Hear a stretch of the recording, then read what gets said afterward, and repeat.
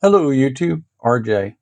Hey, today we're going to continue on pimping out my HP53131A frequency counter.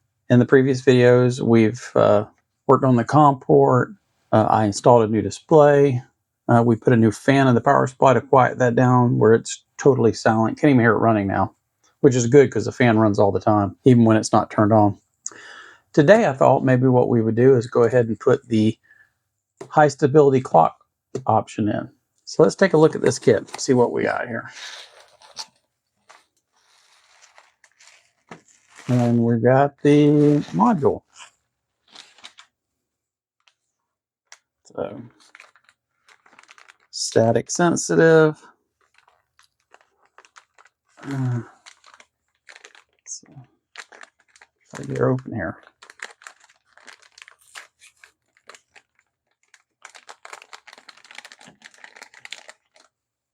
We go ahead and put on my static wrist just to be on the safe side.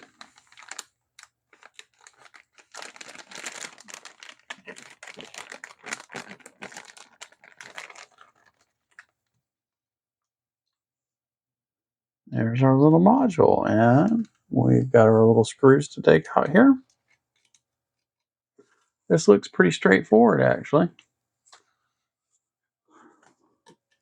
Looks like we mount her in and we plug the cable in. So that's not going to be hard at all. We'll have this done in no time flat. Cool thing is we'll hook it up and take a look at a few things.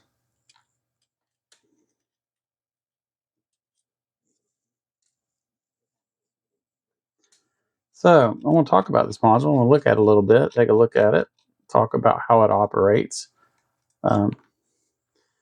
It's more than just a clock module. You can see here that we've got a 10866X3-01 double oven 10 megahertz clock module right here. But what I want to point out is that's not all there is to it. I mean, of course, you have the power supply system, but you've got some buffering and you've got an ADC chip on here. DAC chip, a digital analog converter. And how this thing works is it gets power from the meter and rectifies down, powers up that oven, provides quite a bit of current to start out with because they're thirsty. They take a lot of energy when they first start warming up, and then that drops down. So the other thing that goes on here is there's of course power and ground for the oven. There's a output, but there's 5 pins here. The 5th pin is for adjustment. So what happens is you've got this clock module and it's 10 megahertz, but you can supply a voltage to that pin. You can vary it up and down and cause this oscillator to change frequency slightly. And so where that comes in is for calibration on this meter. What happens is the meter's electronics can apply a digital code through SPI, I believe it is, and change the output of this digital to analog converter.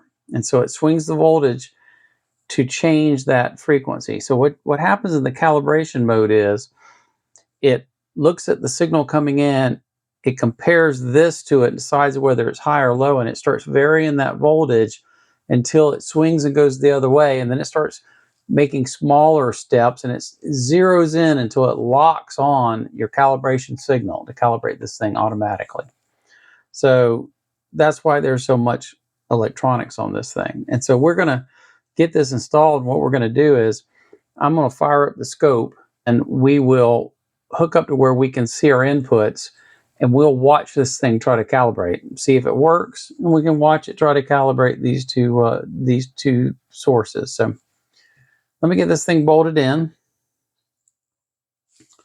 There's 3 holes over here. So it's going to go in this direction like this. So let me get one of these set up through the hole and get it started.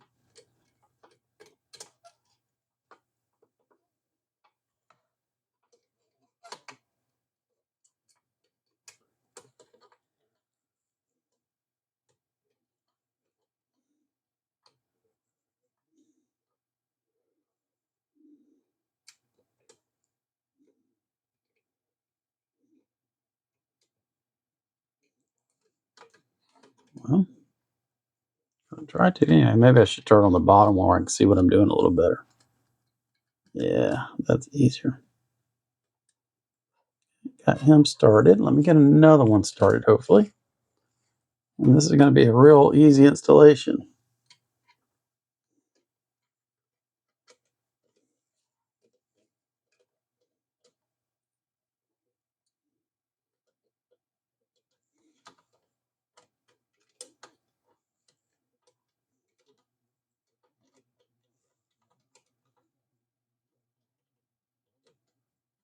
Yeah, that one started. Get the third one started.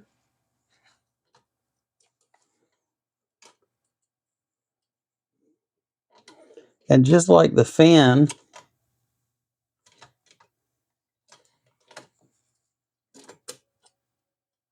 this thing acts like it doesn't want to line up. What's going on here?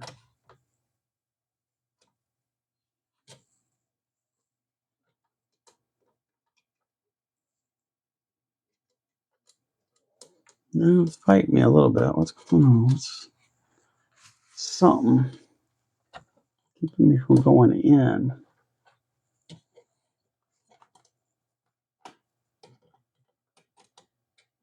There, that's what the problem is. Got to get it past the mount for the power supply. Till you do, it doesn't want to go all the way in. It's being held out.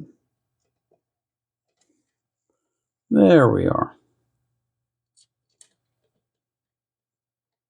Much better.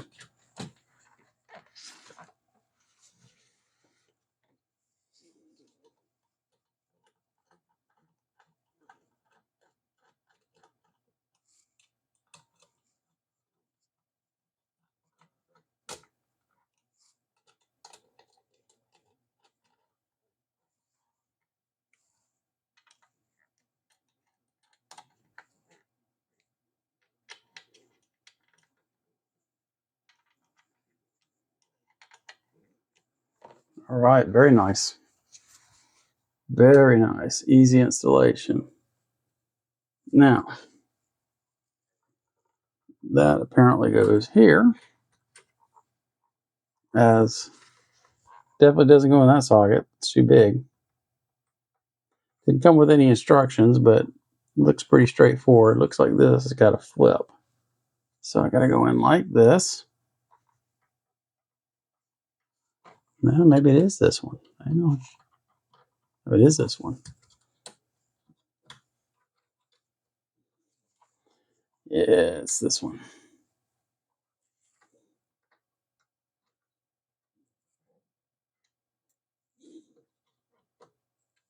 Okay, he's locked in. Roll the cable down like this. Well, we're actually ready to power this thing up. But before we do, I'm going to rig a few things up. So if you'll let me pause a moment. Okay, I'm back. Here's what I've done. I've set up the overhead camera to look at the oscilloscope. I've got it on. I've got my 10 megahertz GPS DO reference into channel 1 teed running over, and channel 2, the bottom waveform on the oscilloscope, is this 10 megahertz. So the other channel, channel 1, I've got hooked up to the 10 megahertz output of this. So whatever the oscillator is, hopefully this one will take off and do its thing. So as soon as I power it up, as you know, the oscillator runs even when you don't turn the power switch on. As soon as you power this thing. So let's see if we get a signal. Oh yeah. And it's definitely not matched with my 10 megahertz. I'm triggering on this 10 megahertz. So let's turn this thing on and see what we get.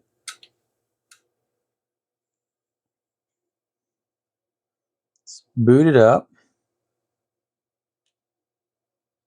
It's definitely not, it's definitely way farther off than it was with the stock after I calibrated the stock one. And I can see that it's warming up because it's changing frequency. So what I'm going to have to do is I'm going to have to let this thing run a while and warm up. I'll go ahead and give this thing, I don't know, 20 minutes. I'll be back. Okay, I'm back. And as you can see from both the scope and from here, just warming up, the 15 minutes or so that I've been waiting, has brought this thing really close. I mean, it's slowly brought her down to not far off at all. I'm looking at 1.4 hertz. So we're ready to calibrate now. So let me show you what we're going to do here. We're going to go into turn this off, and we're going to do scale offset, turn it on. I'm already unsecure, so that's good. We're going to calibrate the offset on channel 1, so it's going to want this to be undone for the moment, so I'm going to do that. I'm going to say enter. It's going to tell me to remove inputs from 1. And then it's going to tell me to push enter. And all it's doing in this mode is just looking at the input and zeroing it, saying, look, this is what no signal looks like. Okay. So it passed. Now we're going to go down to channel 2. I'm going to do the same thing. Enter. Remove any signal from it, which we don't have any signal going in. And it's going to tell me to press enter again. You've got to wait for the menus to run through. It's going to calibrate. It says it passed. Okay, the next one's calibrate gain. In this one, you put in so much voltage and such to calibrate the gain of the circuit. I'm not going to set up and do that at this point, so I'm going to skip those. Then you want to do, it's a calibrate TI quick. There's also a fine, unless you have all the right equipment and everything, you just want to do the quick. So let's do the quick. Supply 10 megahertz square wave to channel 1. Okay.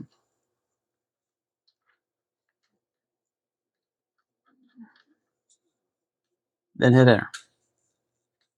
And it's going to say calibrating. It says passed. Okay, great. Don't want to do the fine. Now we get to the calibrate time base. This is the one we want. This is the one that's going to calibrate this time base. So we're going to hit enter. Supply 10 megahertz to channel 1. Then hit enter. And so we're going to do that now. What it's going to do is it's going to look at what's coming in compared to the oscillator in it. It's going to start adjusting, and we should be able to watch it do this. We should be able to watch, of course, the bottom blue trace is our time base. It shouldn't move. In fact, I'm triggered on it. But what we should see is that upper trace start varying and zooming in and back and forth and tuning itself to match. We're looking for it to lock in dead stable. So let's let her rip. It's going to take a little bit, but here we go.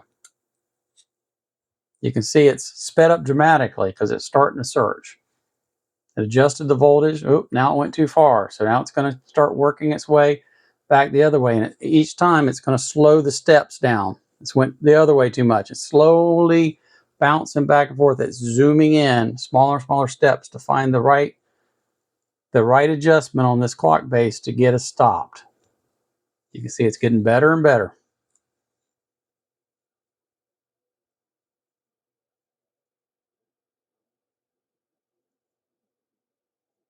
It's getting close. It's not taking long to do it. It's getting closer.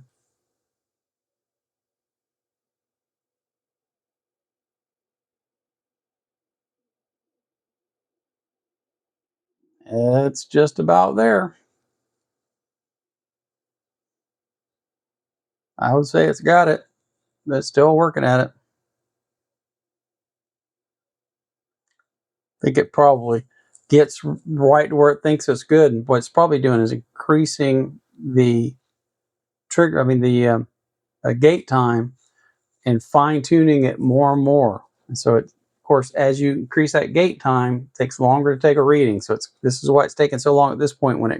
We look at it and we say it's dead on, but it's looking at it from a point of view of a longer and longer gate probably. And so it drags out and takes a while. But you can see it's pretty well locked it on there. And of course, my GPS DO runs 24 hours a day, been going for months. Okay, it says the time-based calibration passed. And so I got to hit run, but I'm going to boot it. See what she has to say. Does she read 10 meg? It reads 10 meg. Pretty dead on. Steady as a rock. We don't even have the top on or anything. So what I'll do is I'm going to let this thing run. I'm going to do all these calibrations. I'll probably even set up to do the gain. Go ahead and do the whole thing after this thing has been running. This time base is cooked in for probably a few days at least. I might wait a week. And I'll just take you through. I'll do a quick video where we come in, I'll have everything set up, and we'll do the complete calibration, show you the whole operation, and we'll see how good it is. I'll be curious to see how stable this stays, being it's only been warmed up for 15-20 minutes. HP in the manual says give it 24 hours. Looking pretty good, I have to say. So that's the process. We'll knock off now, and next video I'll pick up. We'll get the 3 gigahertz module installed in this thing. We'll put it all together, put the bumpers on, put the handle on, finish it up, let you look it over and see what you think.